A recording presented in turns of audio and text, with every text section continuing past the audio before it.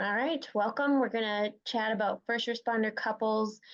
I'm going to give you lots of information and, most importantly, some strategies. I'm going to give you a little bit of a taste of a scenario, a case scenario, give you a little example of a couple and some of the things that we commonly work with and kind of how that looks in therapy sessions.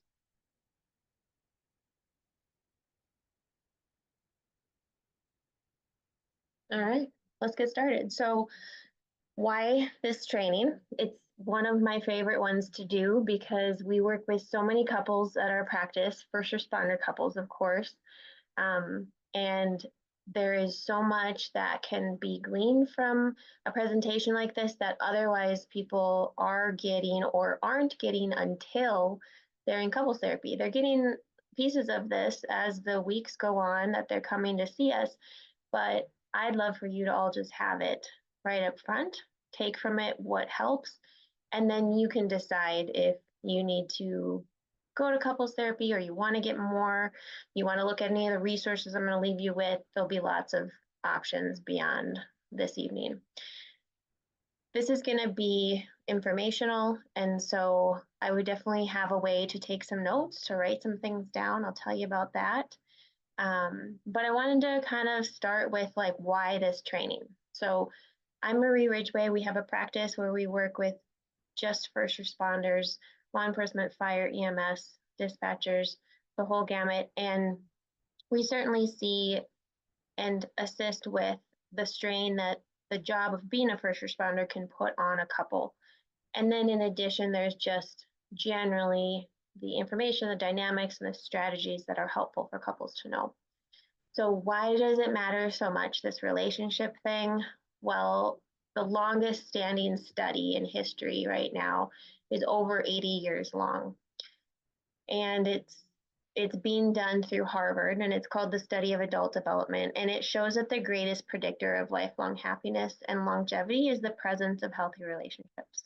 So what we know is when you have healthy relationships, you have greater health, you live longer, you're more resilient, you're actually wealthier, you recover faster from illness, and your children end up being more successful.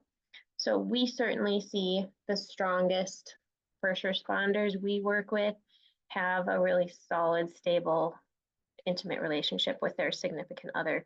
And so we would love for all of you to have that and everybody listening. And so I'm hoping that that helps in this goal. So family life is a protective factor for first responders. It's called co-regulation when you and your partner calm each other down. You can also amp each other up, right? But one of the ways to counteract the intensity of the stress of life and of work is to co-regulate in a positive way. So when you tune into each other and you feel closeness and you feel calm, you tend to feel oxytocin. This is a chemical that's going to counteract adrenaline. So it's one way to stay healthy is through that connection. So it helps you stay balanced, to have close family ties. You can have a sense of feeling understood and supported.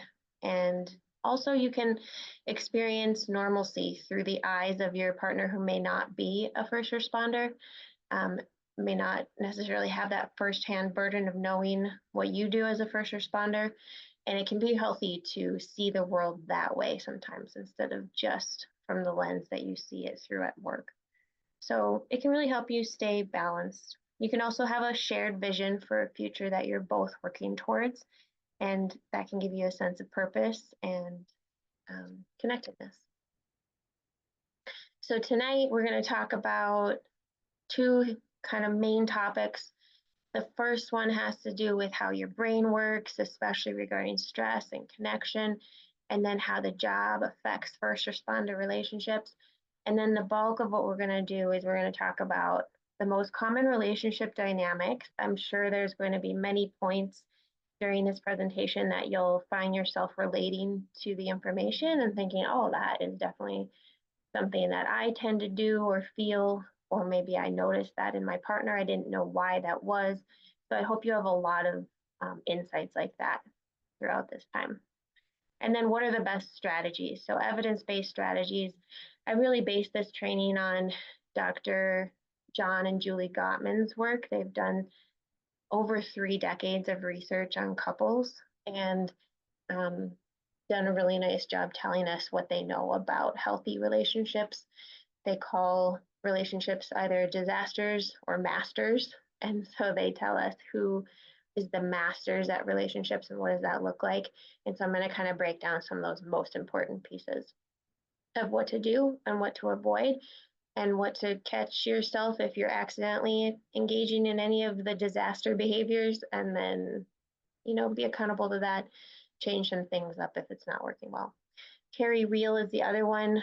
So all this information is from experts in the field and from research.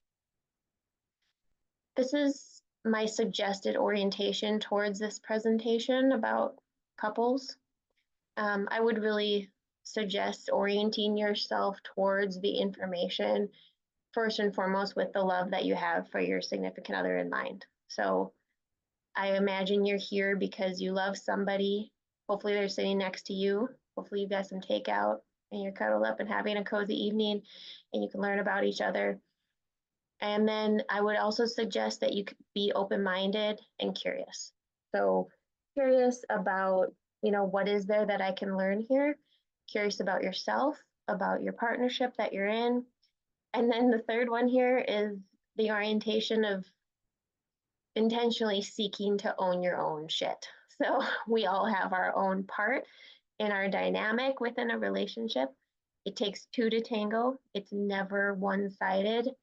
There's always something that we, need to own about our stuff and be accountable to. And so that is really what I would suggest that you focus on as you're listening in. Certainly greater understanding about your dynamic as a whole, but really listening for like, oh, shoot, I totally do that, right? I didn't realize that. Now I get it. And so make a list. As you're listening, it's going to be a little bit like drinking from a fire hydrant. You won't possibly retain everything that I'm going to share with you, but I do want you to be able to just jot down some things that are meaningful to you, because maybe it's a change you want to make for yourself. Maybe it's something that stood out to you that inspires you to prioritize your relationship, or whatnot. So I want you to have that opportunity before you need to scramble in the moment to try to remember things. So let's talk about the brain. So I'm a therapist, a mental health therapist, and of course, the organ of the body that we focus on is the brain. And the reason I want to do this is because I want to make sure to explain just how understandable it is that the first responder profession as a whole tends to be more stressful on relationships. So the brain is up there acting as the command center of the whole body. It's always managing resources. Resources are being used up, they're being replenished. Your brain is cueing you, hey, we're thirsty, we're hungry, we need to go to the restroom, whatever it is, we miss somebody, we're lonely, all these things, we're tired. And so we always need to be allowing the brain to do that. Sorry, I've got Callie, the therapy dog, in here, and she's having a hard time over here. So the brain is always managing resources. It's up there in the skull and it's just dark and sitting there unless it gets information through the senses. So sight, sound, smells, touch, and taste. That's how the brain learns, and that's what it does with that information that it takes in. So everything you experience through your senses becomes what your brain is going to predict. And what your brain does is it predicts, and it does that because it's the least expensive way to operate. Sorry, I don't know if you can hear that. Poor Callie.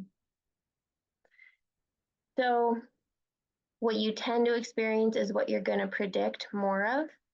And when you work as a first responder and you are in a field that is literally focused on safety and survival, and on top of that, every human brain is oriented around safety and survival, you can really create a brain that's predicting and safety and survival related scenarios in a hyperactive kind of way. So hypervigilance is so understandable, right? Unless it's your very last day of work, it's really likely that your brain is like, hey, we're coming back sooner or later. Let's just stay kind of stressed, right? And one of the worst things for a relationship is a stressed brain. Under stress, a brain is always going to be looking out for survival. You, of course, get trained to be able to move towards a threat and protect others, take certain actions, but oftentimes when you're stressed within a relationship, you start to look out for yourself instead of for us as a couple, instead of for you and your partner and the relationship as a unit, as a team. So it's really important to really be able to put your hand on the dial of your nervous system, dial it back, de-stress, and train yourself to be able to do that. So that's really what I think of as our role as licensed therapists who work exclusively with first responders is we really need to help people recognize the need to recover. We have nothing to do with how to take action, what to do at work. You all are the experts at that, but we love to be able to help you with here's how to set up some systems so you can train your nervous system to be able to relax and recover because of course it's otherwise going to stay fairly hypervigilant. So we're going to talk more about this, but really putting some systems in place to de-stress, to operate a nice low number on that dial of your nervous system without being asleep, right? You gotta have energy for your loved ones, and that's easier said than done after a long day of work. But you need to be able to train your brain to operate in a nice low number on that dial, and then be much more likely to have a cooperative, well-functioning relationship. Your brain operates like a bank account. There's always money being deposited and money being withdrawal. So the resources we'll talk about as money, right? So when you eat nutritious food, when you get regular exercise, when you drink enough water, when you get consistent quality sleep, those are all huge deposits that get made. And the thing about the work of being a first responder is there are built-in withdrawals, right? So sleep deprivation, inconsistent schedules, which is really hard on your brain health. That's a big withdrawal that gets taken. Chronic stress and hypervigilance is another withdrawal. If you've got poor nutrition because you're just grabbing what's easy to grab on the go, high intakes of soda and sugary drinks and over caffeinating, all these things, of course, can really stack up as withdrawals. And if you're not counteracting that with nice, big, regular deposits, and specifically having systems in place for those deposits, it's going to start to wear on you, right? The bank account starts to get low. Your brain is definitely keeping track. And in addition, you are usually and often having to ignore those cues your brain is giving you because you just have to take the next call. You just have to do the next thing. It's really obviously can be a high pressure profession. So if you never do stop and really make sure to replenish those deposits, that's when the bank account can start to run low. So your relationship also has a bank account. We're going to talk more about that in just a little bit. Your relationship itself has a bank account. So imagine you and your significant other are holding this account between the two of you. You've got this piggy bank, so to say, with some amount of money in it. And you can imagine that couples who come to us have a lower amount of money or sometimes nothing left in that account. So this can be a really helpful metaphor, and we'll come back to this a little later. So this is a spectrum that a first responder has to operate on. So at work, you have to operate a certain way as a first responder that requires you to be ready for anything, right? The possibilities are endless of what could go wrong, and you need to be ready for that. So you need to be hypervigilant, decisive, consistent. You need to be somewhat detached, and it's healthy to be that way at work. And then, like I said, you often have to override your nervous system. So you just have to ignore that bank account balance and the cues your brain gives you of like, hey, we're low on this, we're low on that, what about this? And just kind of push through. And over time, it's not good for you. So everybody knows the statistics of how long officers on average live after retirement. It's really because of a lot of things that I'm explaining right now. So all these high stress jobs, there tends to be a lower life expectancy, whatever realm in the first responder world that you're in, stress is going to speed up whatever was going to take you out anyway. So you really need to be aware of this bank account idea. Another thing I want to point out is being a first responder is on like one end of this whole spectrum, right? There are stressful jobs, but not to this degree. It's pretty uncommon to have a job this stressful. And then on the other side of the entire spectrum is home life. And so you need to, like I said, be able to dial back that nervous system. You know, in the middle there is your agency and kind of whatever goes on within the four walls of that agency and how you manage that and how you operate that has its own operating mode. But then at home, really what's needed of you is just so incredibly different, right? If you are to be detached at home, that's not going to go well, right? You really need to be tuned in emotionally, have your guard down, be playful, flexible, not so decisive, not ready to take control of something that's out of control, right? Calm. And then you need to have energy to be generous with. And that's incredibly hard to do after so many withdrawals have been made and there's a chemical thing happening where you're likely very low on dopamine, which I'll explain as well.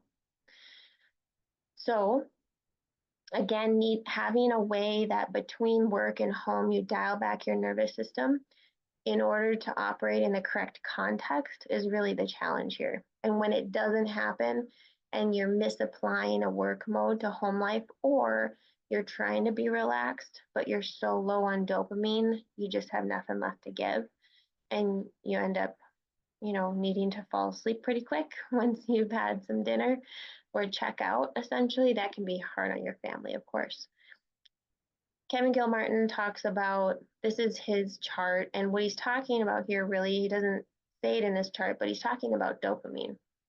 Dopamine is your molecule of motivation and drive. So at work, when you have higher levels of dopamine, because you never know when something exciting and urgent is going to happen and you're going to need to be ready for it, you actually run out of dopamine. So after a day like that, you'll cross through the normal range of risk and into this red zone where you have run out of dopamine and now you feel tired and detached and isolated. The only way to replenish dopamine is with sleep and non-sleep deep rest. If you have any interest in non-sleep deep rest, you can go to YouTube and just type in NSDR, and I would try Dr. Huberman, Huberman. He has a 10-minute and a 20-minute version, maybe even 30, but what it'll do is help you replenish dopamine without needing to like go to bed and sleep for a long time. It's basically a guided protocol you just listen to for 10 or 20 minutes, and it can give you a nice little boost of energy and dopamine and allow you to still have some quality time with your family at the end of a long shift or after a long rotation when otherwise you're needing to catch up on sleep in order to do that. So just a little strategy there. But this whole process I'm describing is, of course, part of what can be hard on families and on your significant other. That dopamine depletion can cause you to just want to sit in a chair and watch some kind of game and maybe drink a beer and kind of check out. And so a little bit of that's, of course, okay and normal, but it can become a lot of that. And then that really takes a toll on relationships. So I won't read all of these, but these are some of the challenges for first responder families. There are many of them. If you are the significant other of a first responder, you live this stuff, you know it firsthand. I don't have to tell you, I'm preaching to the choir, but I just want to, make sure to acknowledge it because it really does create some very unique challenges that families have to adjust to. And so there's a lot to be said for the adjustments and the adaptations that you make, and hopefully that the two of you make as a team. And and then some recognition of the give and take within that. So all this stress from the job, whether it's what goes on calls or within the four walls, or interpersonally between partners or colleagues, and then there's what happens in your personal life, major losses, potentially there can be relationship strain, kids can have special needs, high needs, whatever it is. We have a hard time being happy if our kids aren't, right? So there are so many things that can affect us and take up space and cause this container to sort of feel like it's overflowing.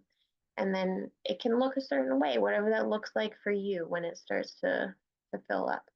So this, of course, has an effect on your family as well. All right, so we're going to switch gears here a little bit. We're going to start talking about the patterns, the dynamics, and some strategies. So we've talked about how the brain operates in this as this predictor, and it tends to predict more stress. You can also find yourself switching into a stress response when you'd rather not be because of what might cue you to feel stressed in your home life. And so this sort of automatic switching that might happen is something that can start to create pathways in your neurobiology. So your brain will start to create like a nice big 4-lane highway for stress, essentially, right? And so even within a relationship, different patterns that you start to create with your partners can start to create this highway. And so sometimes we need to hop off that highway, but first you have to know you're on it to be able to get off of it, right? So the implicit must become the explicit. There is something called neuroplasticity. You are able to change these patterns. You just have to recognize you're in the pattern to be able to do something differently about it. So we're going to talk about what are some of these things maybe that subconsciously you've gotten into a pattern of and have been doing reflexively that ultimately maybe isn't helping you. So here's a case example just to start things off. So Brian and Christine, of course, I've changed any identifying information, but they came to couples counseling because they're unhappy. They tend to either be arguing or distancing from each other. And Christine is becoming more and more distant when previously she was the one really trying to engage. So they haven't been able to communicate effectively. They're now in separate bedrooms. The idea of divorce has come up because they're just feeling so stuck. So they're both very invested and motivated. They want to work on the marriage. They do not want it to end. So that's a great place to be when coming to couples therapy. Christine tends to talk to Brian about things, including what's not going well and what she needs. And Brian tends to be more avoidant, and he can either try to solve the problem he's perceiving she's telling him about, but then the conversation tends to go south because Christine isn't feeling heard. Common dynamic, right? That happens a lot. And when your job literally is to solve problems, people call you up because there's something that's a problem that's out of control, and you're called to go there to try to fix it as efficiently as you can. So understandable that you stay in that mode, right? When your significant other tries to bring up things. So understandably, Brian doesn't understand that there's a different way to do this. So one of the other dynamics, Brian really likes having the house nice and quiet after a long rotation, and he's a little overwhelmed by how much Christine wants to be communicating. So one other difference I want to point out between work mode and home mode for first responders is think about what the goal of communication at work is.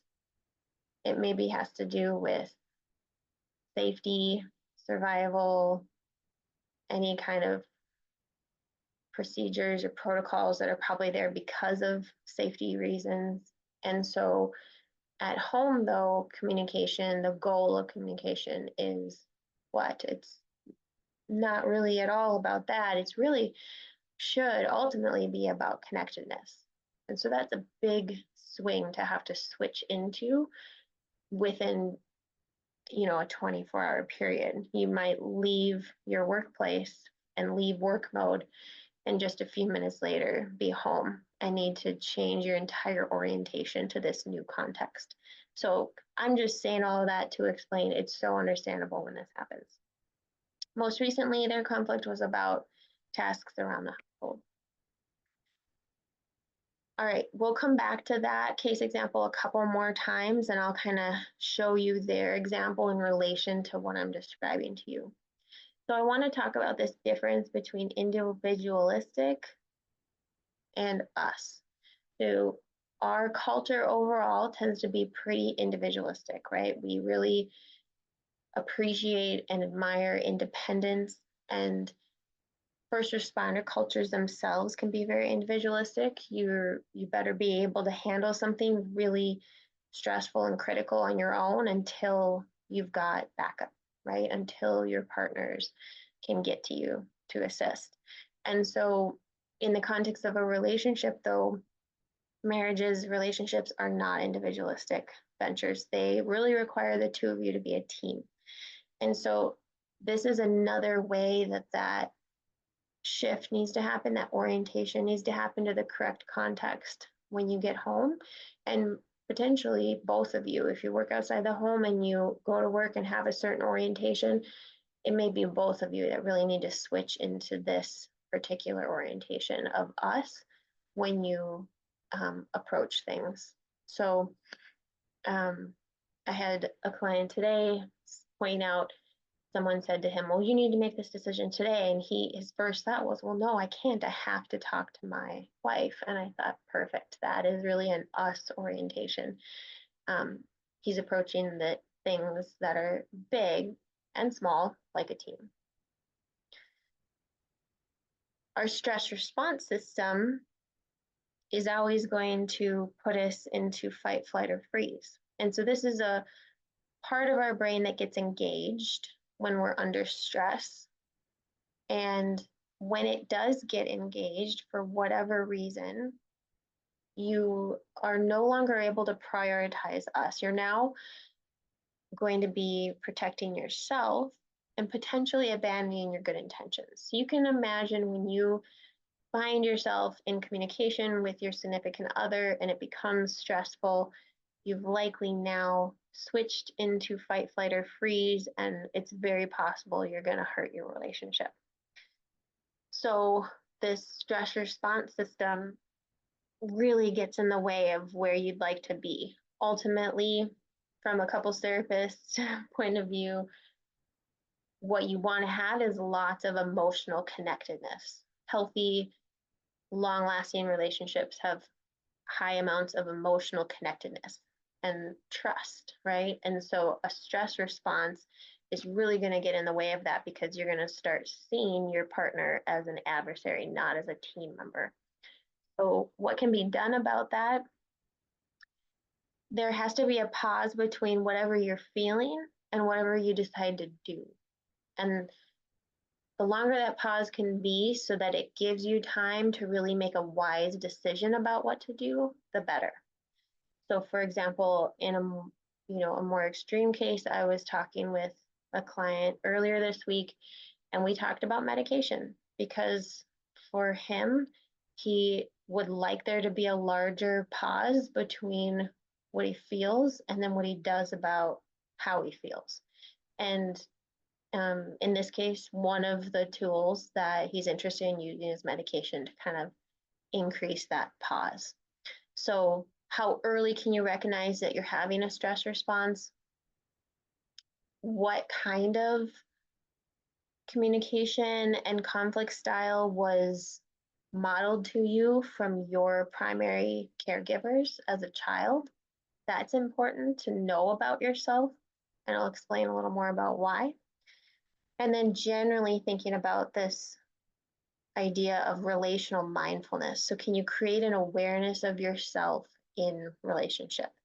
It's almost like having this witness ability of yourself instead of being sort of stuck in however your brain is operating you to behave, but instead having an awareness of that, being able to catch yourself. Okay, I'm not at my best. Let's hold on. I need to pause. I got to collect myself. And then let's redo this. conversation from an us perspective. So why does your childhood matter? Big surprise, a therapist is talking about childhood, right? I don't often go deep into childhood, truly. When it does come up and somebody's really interested, that's kind of fun because it's pretty rare, but it is important. Everybody, in order to really have a good view of yourself, you're going to have to understand what shaped you. And our brains are truly built, the architecture is built around what we experience growing up, right? So I explained how everything that comes into our brain through our senses is what your brain learns from. And so whatever you were given from those primary caregivers built your attachment system. And the crazy thing is that the attachment system we're going to apply in our adult relationships is the same darn one that we were given as kids. So lucky us, whether it was a great one or it was a little messy, we're probably actively applying it right now. So hundreds of thousands of experiences happen day after day after day growing up. And so you adapted to that. So very intelligently, we'll call it the adaptive child. This is a Terry Real is the couples therapist who talks about this. The adaptive child was so helpful in that environment, right? It got you through childhood. And so wonderful, intelligent adaptations were made. But now it's very likely you're replaying those patterns as an adult because of those pre-built neural pathways. It's not always super helpful to have this adapted child playing a role in your adult life. And so ideally, you're able to foster your wise adult version of yourself. And I'll tell you a little bit more about what that looks like. Again, you may not even have realized that you have this adapted child that's been subconsciously guiding how you feel and what you do. And so let's bring that to the conscious. That's a lot of what therapy does, is it helps bring the subconscious to the conscious so that you now have more control of your thoughts and your feelings and your actions. So the adapted child was, what's listed here on the left. Rigid, harsh, relentless, perfectionistic. That's what the adult version of your adaptive child is. It's the part of you that kind of digs in your heels and is like, it has to be this way, right? And someone else around you might wonder, like, gosh, I wonder why you're so that way, right? Because the next person might be so a different way. And the way we know is when you look back. So a wise adult, high functioning adult, is much more forgiving and flexible and yielding and humble and relaxed. And so that's just sort of one way of looking at that difference. So we're always working towards operating as often as we can from this wise, functional adult position. Kind of like there's parts to us, and we want to be recognizing, acknowledging that adapted child and how useful that was back then, but also as much as we can operating from the wise adult. So let's go back to Brian and Christine. As a child, Brian's father, when we think about like what set him up as far as how he attaches to his wife, Christine, his father was either absent or pretty loud and aggressive, and he drank. So as a kid, Brian adapted to this and learned to be avoidant, right? That was brilliant. It kept him safer. The brain's going to always do what keeps you safe and alive. But now in his marriage, he has an avoidant attachment style. I'm going to tell you more about what that means. On the other hand, his wife, Christine, her mother struggled with some mental health stuff and really wasn't available to her. She adapted by learning to try really hard to connect with her mom. She had to kind of take care of her mom. She always worried she was going to be abandoned. She certainly was abandoned emotionally. And if she made enough of a stink, sometimes her mom would meet her basic needs or give her some of the attention that she understandably needed. So she tended to learn that somebody is maybe going to abandon me, reject me, might not be there for me. So I'm going to have to work really hard to get what I need. And maybe, get louder in order to get the attention I need.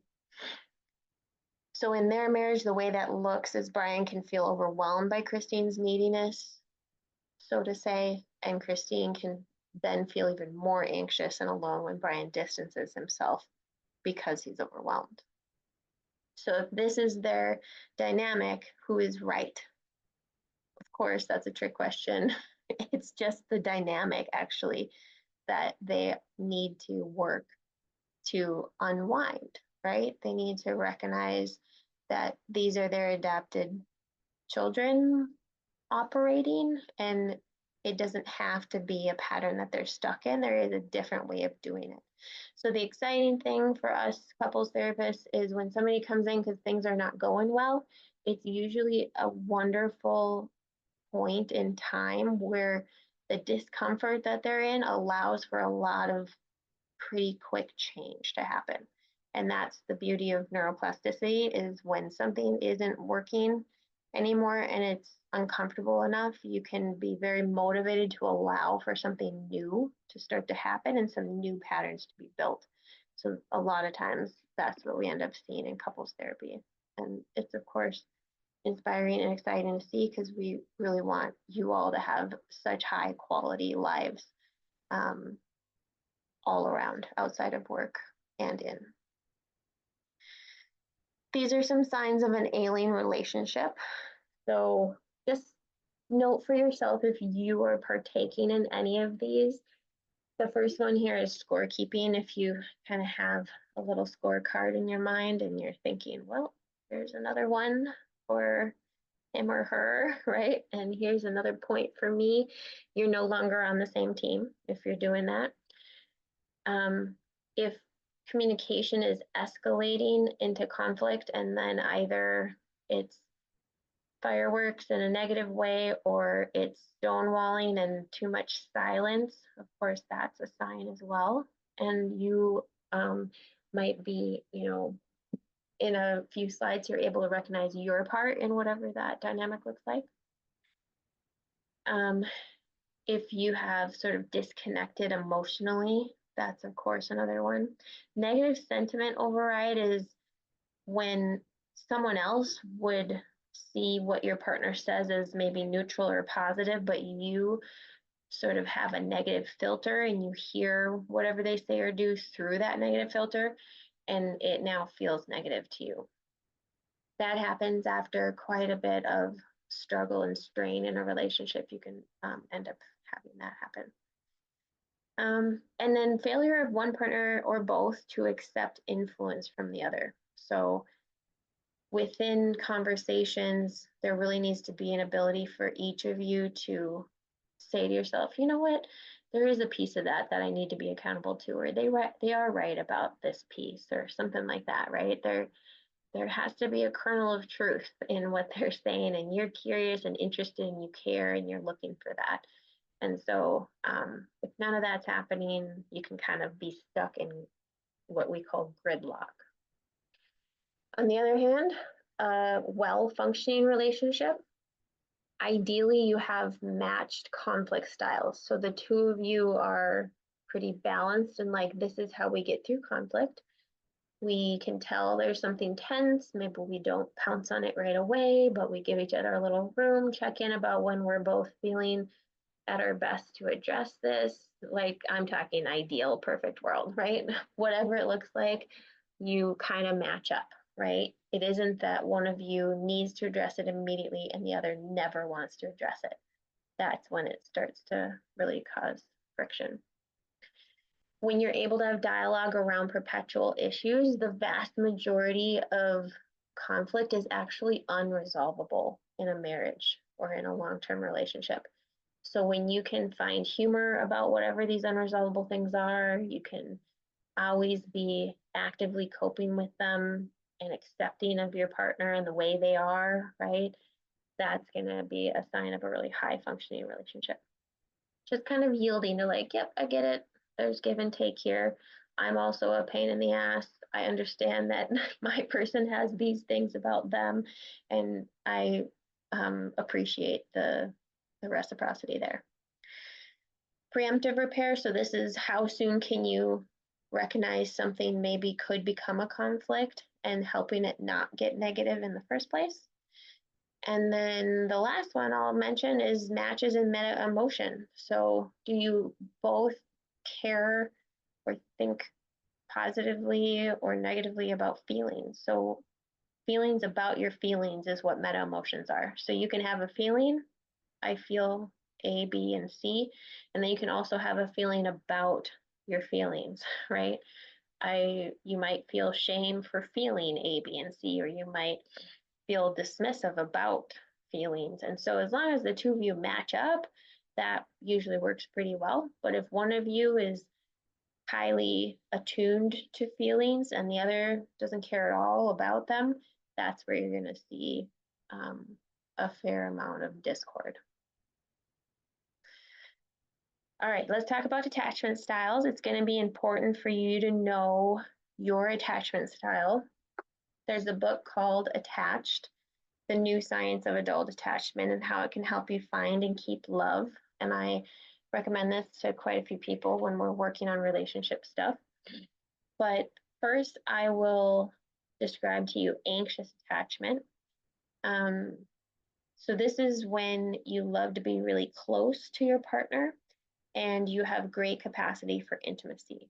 You also, though, tend to fear that your partner doesn't want to be as close as you would like him or her to be. And so your relationship tends to consume a huge part of your emotional energy.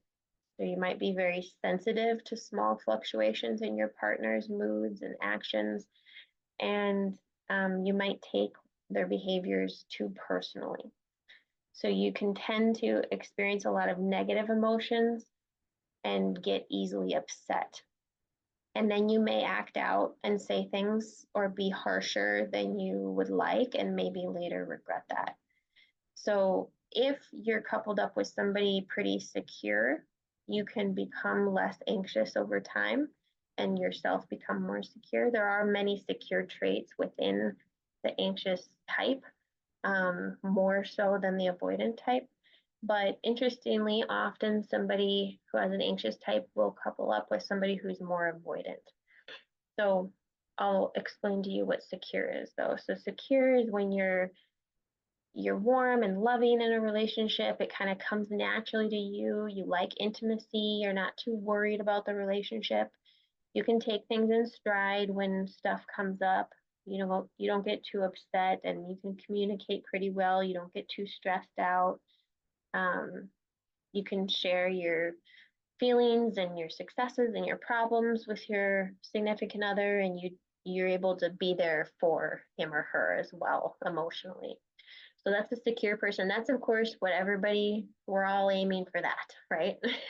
And so even somebody who is generally secure under stress, often one couple will become anxious and one will be more avoidant. So you might even just generally be pretty secure, but maybe slightly on the avoidant or anxious side, and your partner under stress is slightly on the opposite side usually.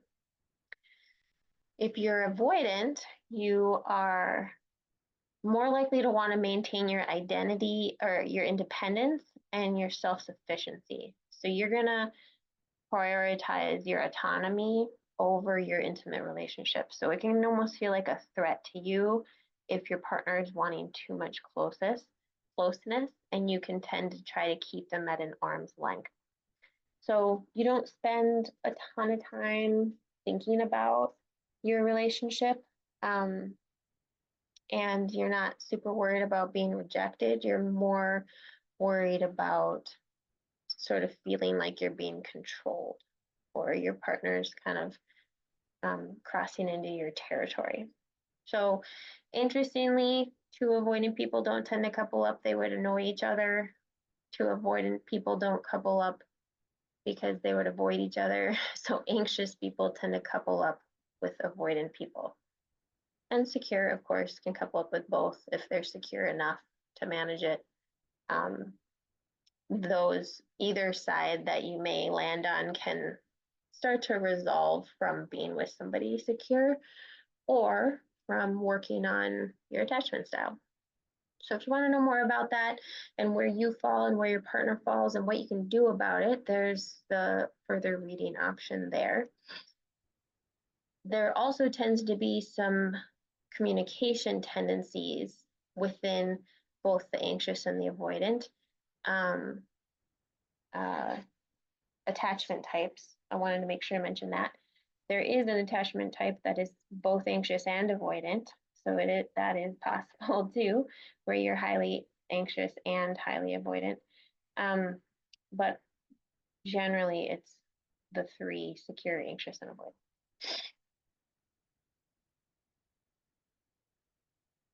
These are the most common things we hear from our couples clients when they come in to meet with us. A lot of times what they're noticing about what's going on is there's a lack of physical touch, intimacy, sex, or someone is feeling like they're trying a lot, but it never is enough. Sort of like they're putting coins into the piggy bank, but the coins seem to be falling through the bottom. That often means that a repair is needed because the person is sort of closed off to receiving what their partner is trying to do because they're too hurt.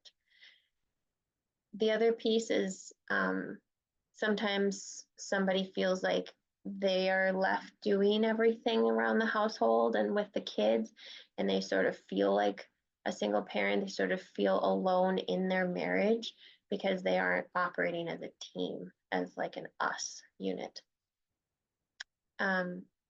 Sometimes one person in the couple will say, I don't feel like my partner listens to me, like really listens to me. I want to feel understood by them. And so we can certainly help with that. And then sometimes one person will say their partner is just essentially they're describing an avoidant attachment style. They tend to be irritable and just wanting to be by themselves a lot when their partner is really wanting to connect with them. And so ultimately what we're looking for is increased emotional connectedness. That's what will usually help resolve any number of things going on in the marriage. And often what these complaints boil down to is each person in the couple is left wondering, how much do you really love me, right? Like, I can't feel that you love me. I'm trying to love you and I'm not feeling it back. Or I need this to feel loved and I'm not getting it. Or, however that looks. So let's talk about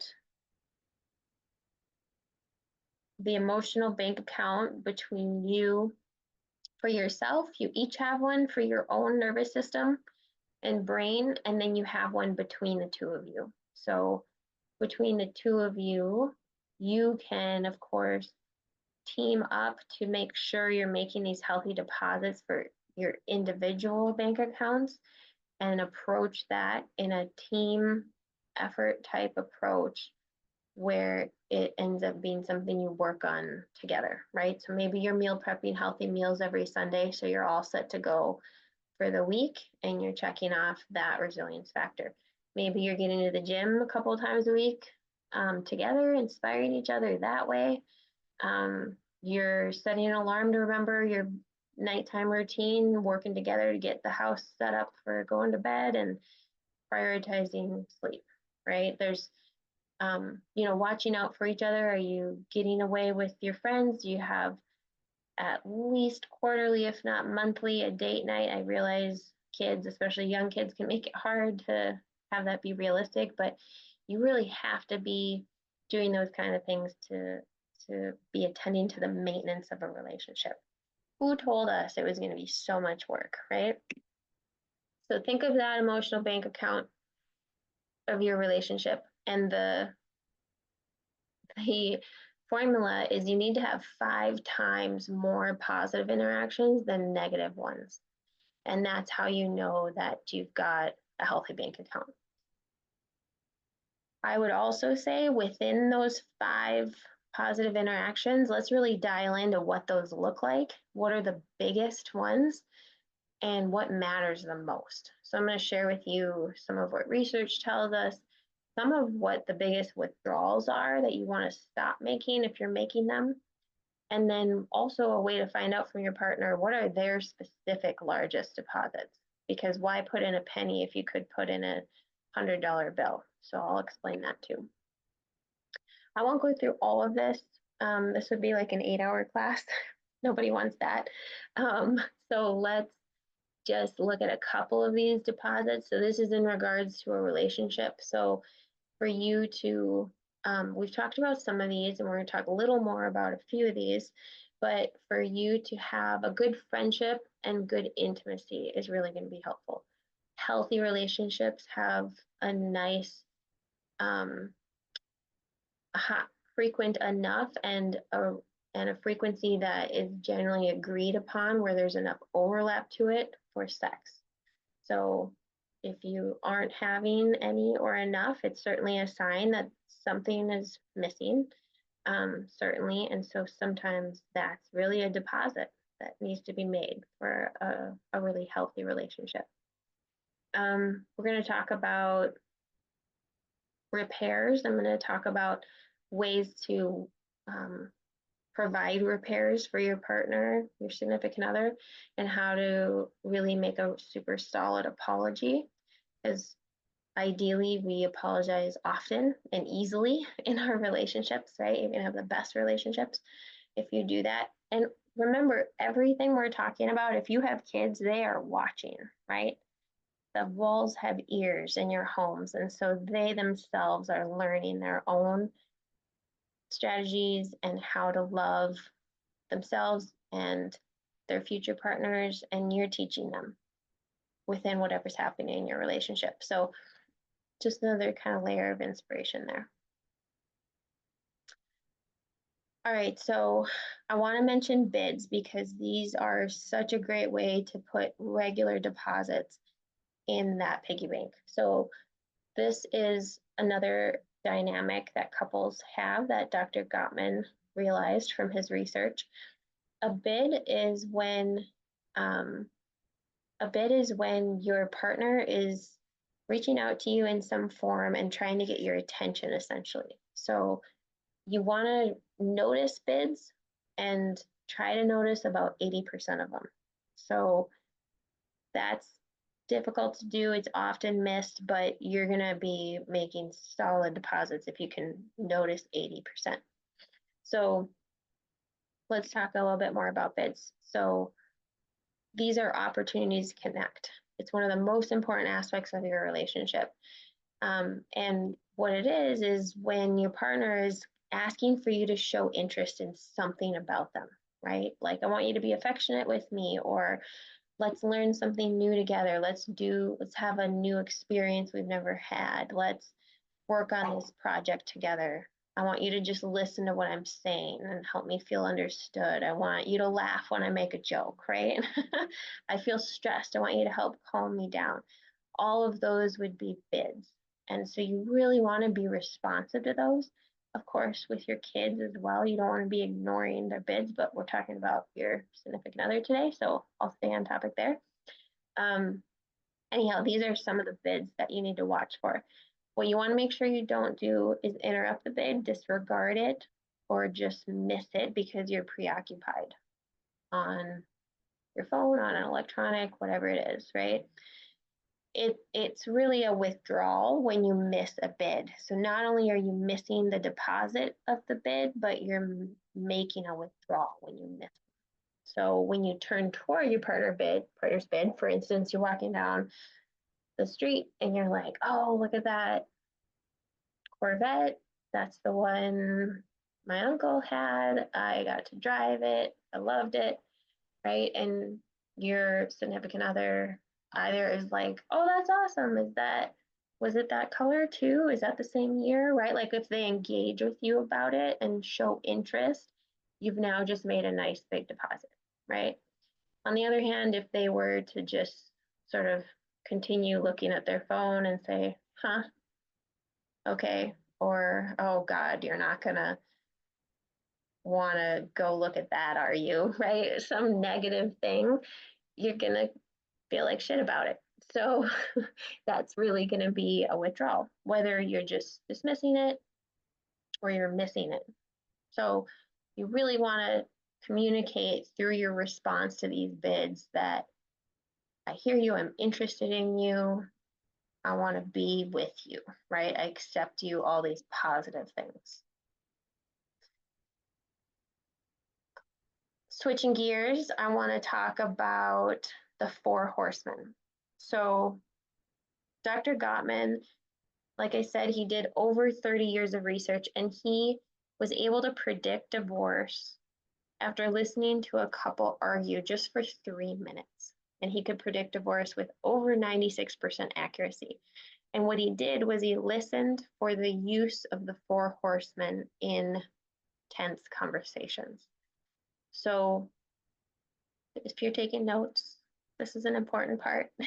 Make sure to think about which one of these you might do, because all of us, with the best of intentions, under stress, we might get critical, defensive, stonewall, or be contemptuous.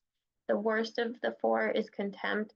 This would be insults, name calling, condescension, feeling above your significant other, of course, abuse. These are truly warning signs.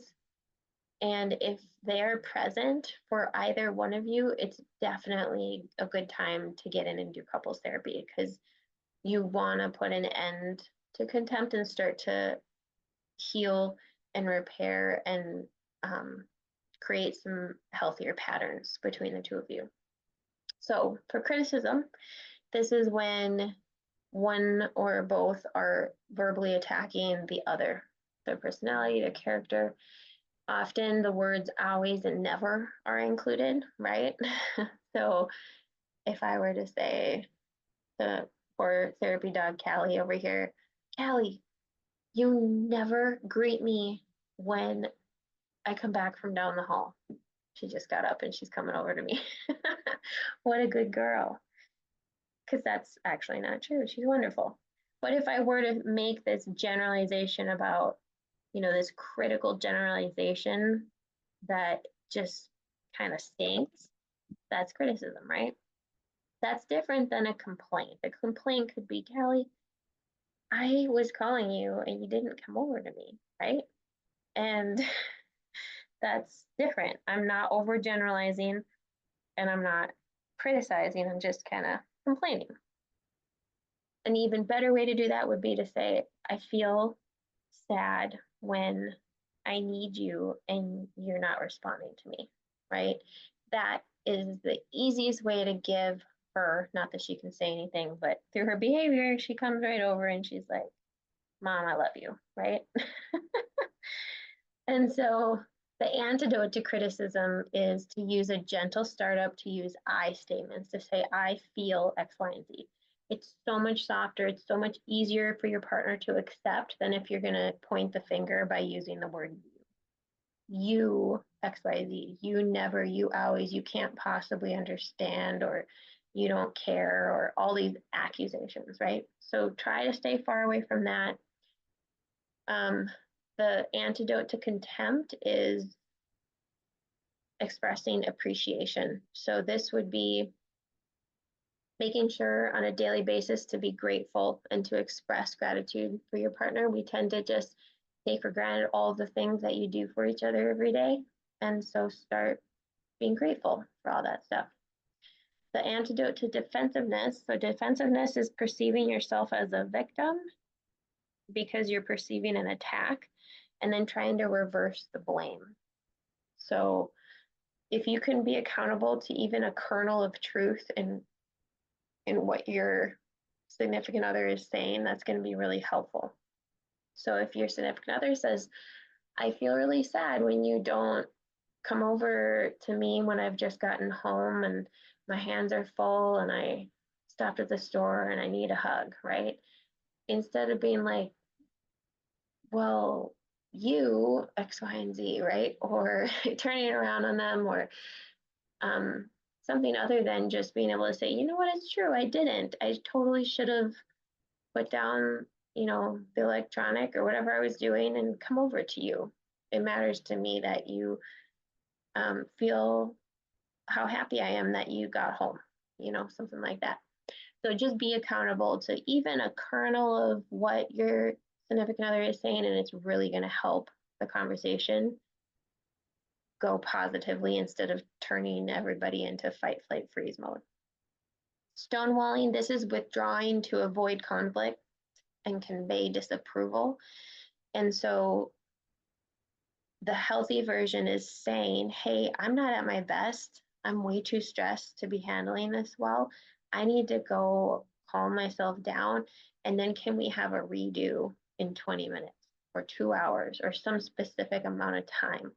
So that's going to be a really healthy way of protecting the relationship, communicating well about it, and not using the space and time as sort of a weapon. So those are the four horsemen. He listens for those. Dr. Gottman listens for those. That's how he can determine if a couple is going to divorce. And underneath each of these is a need.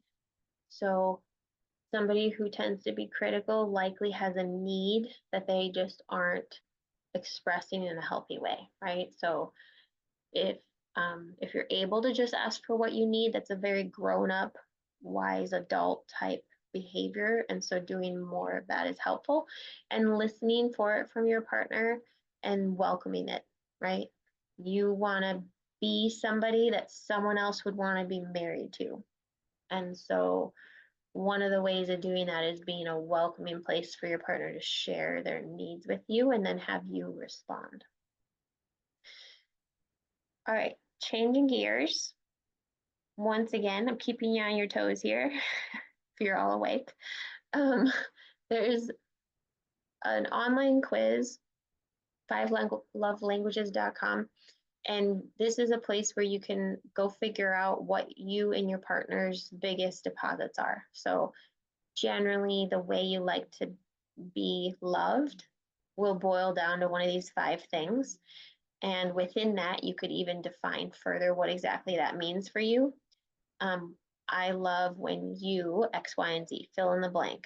If it has to do with physical touch or quality time or whatever it is, highlight the things they already do or have done that you really appreciate, that makes you feel very loved. And now they're going to have a much easier roadmap for your relationship, right? You want to have mapped out these things so that it's easier for you. So you can check out that quiz, find that out, have that conversation, and then make a note to make the deposits that are the higher value ones. All right, so during these conversations that can get heated, I want to return to a few tips here about recognizing that it isn't going well and creating a pause between the feelings you're having and what you do, right? So a nice, well-balanced conversation, both people are feeling calm. You're operating out of a place of love for your significant other. You have an orientation of us, not me versus you, but it's us. And then you practice taking turns really listening to each other. And your whole goal is to understand them. So it isn't to problem solve, it isn't to defend yourself, it isn't to tell them they're wrong about how it went or something. You're not investigating their recollection of events, right? It's truly just to understand them. So if you really understand them well, you're going to be able to say, ask questions, right? Okay, so what about this? All right, you said that. What did you mean there? And then at the end of that, be able to say, all right, let me make sure I understand. So for you, A, B, C, and D, right? And they're going to agree with your summary if you've done a really good job. And they're also going to be feeling so heard and understood. They're going to have such a calm nervous system. It's very likely then they're going to be super available emotionally to now really hear you and your perspective. So this kind of empathetic understanding is really the kind of dynamic you want to start to foster And like I said, if you have a 4-lane highway built for another way of doing this that's not so pretty, you need to recognize that and hop onto a dirt road and start paving it by practicing it this way over and over and over again. And if you find yourself hopping back onto the highway because the stress response kicks in, just recognize that as soon as you can and say, oh, I got to do a redo. I need 20 minutes. I want to try this again, right? So slow the conversations way down. Don't expect perfection. We're just looking for progress. Let's go back to Brian and Christine. We don't have a lot left here in this presentation. So just a heads up, we'll probably wrap up in maybe 15-ish minutes here, maybe 20, but we have a few things left.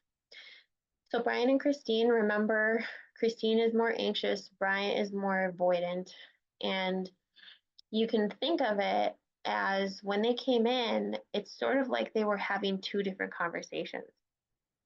One conversation is about feelings and the other one was about logic.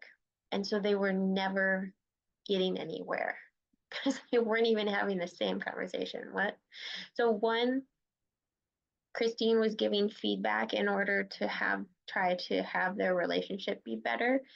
And then Brian was perceiving that feedback as criticism, getting defensive, and then they were both ending up stressed and hurt, right?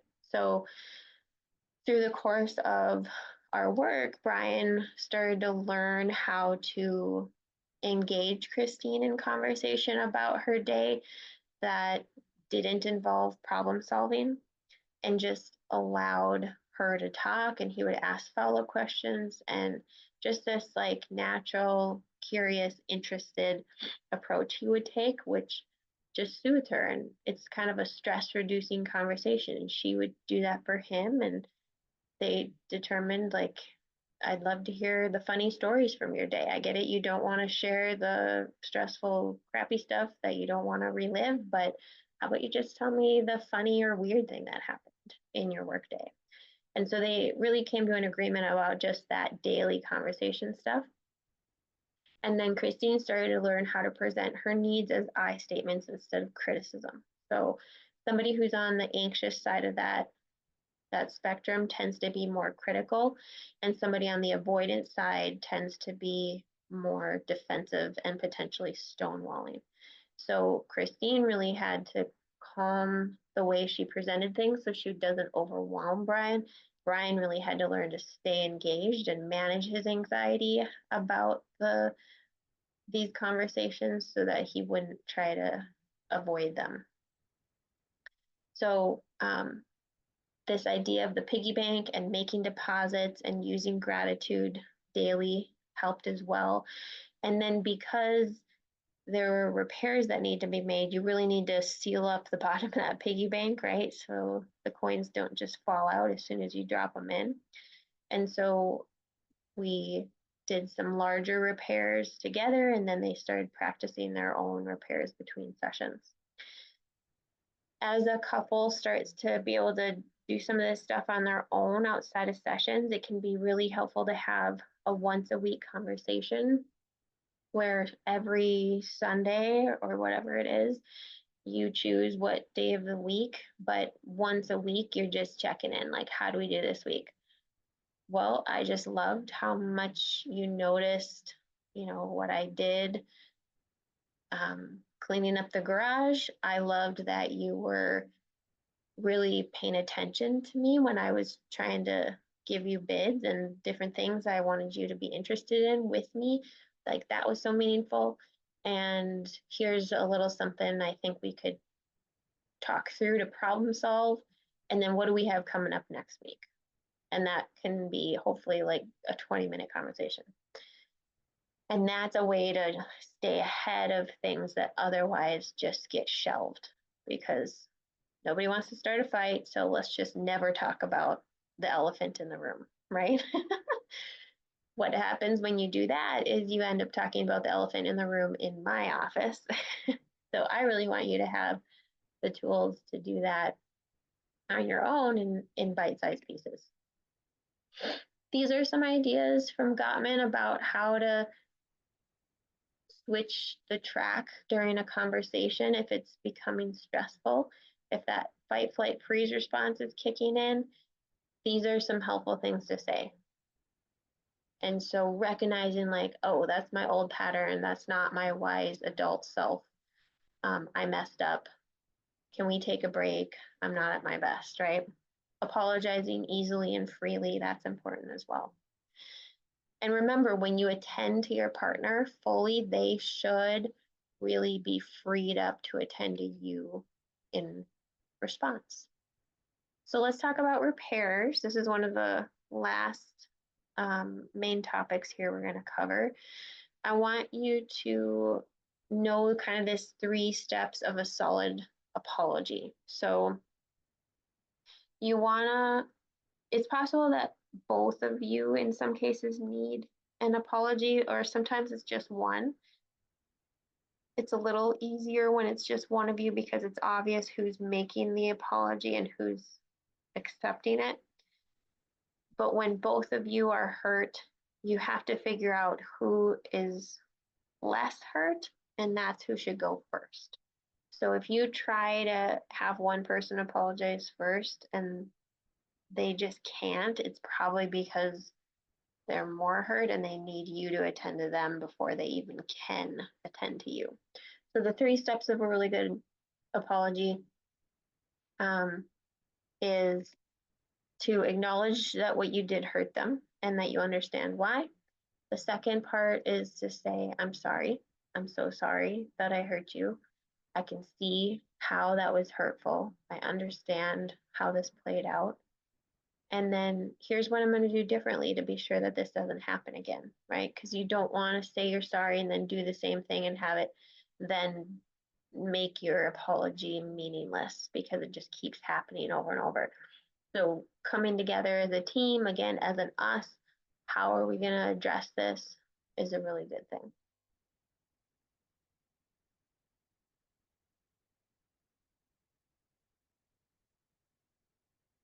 All right, so a couple more strategies here. One is, if you haven't already, set up some rules for yourself and maybe for the 2 of you that you both agree on regarding conflict. So one of you might offer no more name calling, right? We're just taking that off the table. I'm never proud of it. It hurts us. We got to stop doing that, right? Perfect. That's maybe one of your rules. Nobody brings up divorce when we're fighting. Like, it's just being used to hurt. If it actually needs to be brought up, that's not the place to be doing it. Rule number 2, right? Like, whatever these are, I'm just making up stuff, but I'm thinking of what some of the couples I've worked with have come up with, because it can just help keep these already stressful conversations within some very reasonable parameters. So I would also say, if conflict is getting to a point where it's escalating like that, just take a break, right? You're not getting anywhere helpful. And so without just walking away from it and slamming the door, have an agreement about, like, well, as soon as one of us realizes we are stressed out, let's just pause it, because now we're just out for ourselves and we've lost like our team approach. So let's just reapproach it when we can be oriented towards us. Think about how valuable your relationship is to you and then treat it proportionally.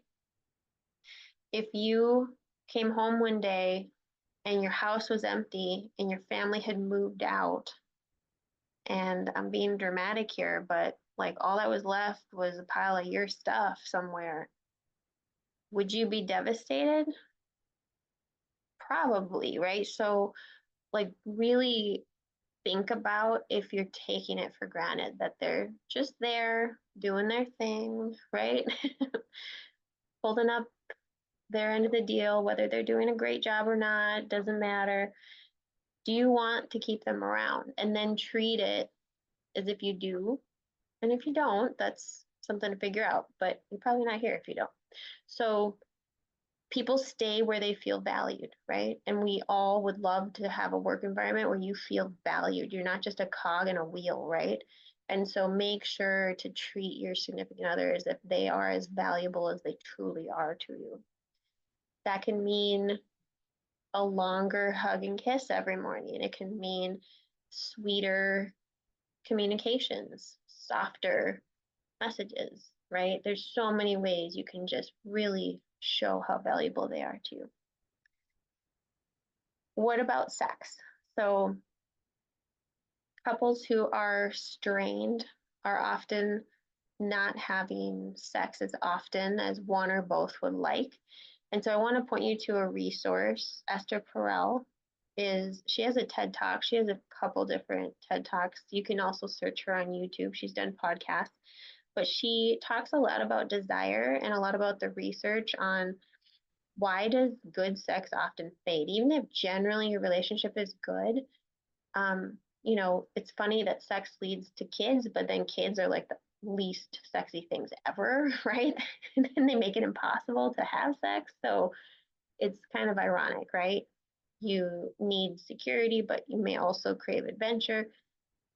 Humans love novelty, but also familiarity. And so really I think there's a lot of conversation to be had there. And there's also a fact of life about hormone changes that can happen for females starting in perimenopause, maybe 35, 40, 45 years old, whenever it starts in that window, whatever it started for your mom is likely generally where it'll start for you. But there are some true biological changes that start to happen. And that can be addressed if you choose to do hormone replacement therapy. You can look into all of that yourself. We don't have to suffer the way our moms did. Um, you know, Years ago when there was misinformation about hormone replacement therapy. But I just want to say out loud, like, this is such an important piece of a healthy relationship. And so don't just let it go to the wayside. Improving your emotional connectedness is definitely going to help with the intimacy part of your relationship, but it isn't everything. There may be other things to be worked out. So absolutely, put that on the list if there's stuff that you want to get figured out between the two of you. And then if either one of you wants to go to couples therapy, I would say go.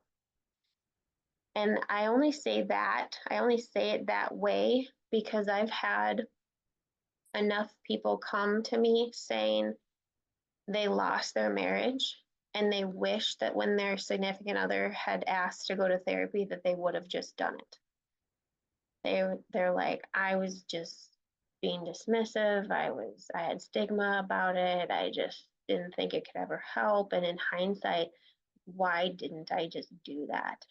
They just wanted help for us. And so, of course, I'm a therapist. I'm telling you it'd be good to go to therapy, but that is really why, because it really could help. And if you go to somebody who's not helpful, try a different one. I know it's frustrating to have to start over, but from the first session, you should have a decent sense that this person knows what they're doing and can give you some valuable guidance. All right, so a couple last ideas here about relationship maintenance. Make sure to have new experiences with each other. Everything can get so mundane and boring. Like, go do something neither of you've ever done. And whether it's as simple as a new restaurant or some experience you just haven't had, right? Go to a new place, a new adventure. We need a little bit of novelty. Especially if you're raising kids, it can become kind of monotonous. I want to mention tasks and the division of labor. This is such a common squabble, like ongoing conflict that couples have. It's so common that I came up with this strategy of go to the store and buy a pack of note cards. I think it comes with like 50 note cards or something. And on each of them, write down all the different tasks that it takes to run your household. And then take the ones that you want to be doing and then see what's left and divide those up in the way that you decide. And then you can switch it up in 6 months or something. But this can just take off the plate any questions about who is doing how much and when. You can even set a minimum standard if you have an opinion about some task or chore that you're not going to be doing, but it really matters to you that it's done to sort of a minimum standard. That's totally fair. And so if your partner's like, I like cutting the grass, so I'm going to cut the grass, and you're like, okay, can we just make sure that it's done once a week? I know that sometimes it goes a while in the summer because of your schedule, but would that be possible? Absolutely, that's fair. Once a week, right? Just that kind of thing. Nothing too picky. But this has really helped some couples just take that constant arguing off the table. All right, so I told you to make some notes for yourself. Hopefully you've been jotting some things down. Hopefully you're not just writing down the sentence, this is too much, Marie is nuts. Hopefully you've had some little nuggets that are helpful to you that you pulled from this that you're going to think more about or start doing or bring up in conversation, whatever it is, stuff that you can be accountable to. I'd love for you to answer these questions for yourself here. And then when we sign off, I'd love if you kind of wrapped this up by just scheduling a time, like actually get out your calendars when we're done here, not yet. I don't want you to go down the rabbit hole of your phone, but set aside an hour to have a follow-up conversation to this.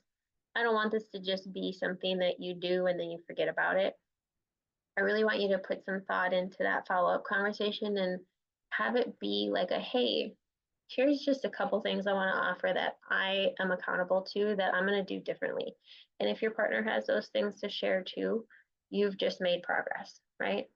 Maybe that conversation includes a lot more than that, or not a whole lot, or whatever it is. But I just want to make sure you have the opportunity to have a follow up to this instead of it just becoming sort of lost in the weeds of everything. So which of the four horsemen do you tend to engage in most, and what can you do instead? Do you tend to be criticizing or defensive or stonewalling? And then when you think about this adaptive child idea, you think back to how you were raised, what did you have to learn to do within your relationship with your parents growing up? And are you replaying any of that in your current relationship? What's going to be the hardest part for you about truly listening and validating your partner? This, of course, has that goal of emotional connectedness. And maybe it's like, I'm just going to have trouble like staying engaged because I feel overwhelmed when I get stressed about what we're talking about. Whatever it is, just think about what's going to be hard. And then realistically, jot down number 4 here. If you are often responding to bids, never, rarely, sometimes, right? Like give yourself a percentage. The goal is 86% technically. But if you're at, gosh, I bet I'm at, 30, yikes, I got to start paying attention to that, just be realistic about it. It's a starting place and it's only up from here. And then how early can you recognize you're in fight, flight, freeze mode? And so maybe you're like, oh boy, I don't recognize it until I've already stormed off and slammed the door. Or maybe you're like, I do start to get a hint of it, but then I just sort of push through anyway. That's a good sign. You can just start not pushing through. So just get a sense of where you're at with that, because the sooner you can recognize it and then pause before you do something with that stress is going to be a good thing. So hopefully as I'm chatting here about these 5 things, you've had a chance to jot a few things down. I'll let you finish doing that and tell you about a couple of recommended resources here. The Gottmans have a book called The Love Prescription. It's a quick read. It's a good little handbook. It talks about a number of things I've mentioned here, but so much more. So it's a really good one. There's a book called Us by Terrence Real. It's also available on Spotify on the audiobooks if you have a membership. The um, first half of the book especially is good. It has these examples of couples who have done therapy with him, and it really digs into a lot of really common dynamics. I already mentioned that love language quiz. And then here is our information. So I do want to mention to you one option that you have on Instagram. If you search the secure relationship, you're going to find, you can follow that page, and they have really good ideas on there. I am so impressed with how they boil down a lot of like anxious versus avoidant versus secure relationship stuff into very accessible, practical information that you can. I tend to, if you're scrolling and you run into that, you might be like, oh yeah, that's a good idea. I'm gonna try saying that, or it's a good reminder that that tends to be how I operate, and it can just help with that orientation, right? So thought I'd throw that out there as another resource for you. So I don't have any questions that were texted to me, so thankfully I must have answered all the questions that you've ever had about couples stuff. I'm just kidding. I have no idea, but you let me know what you thought of this. I'd love to have your feedback. If you have questions, you're welcome to email me. You can reach us here at what you see on the screen.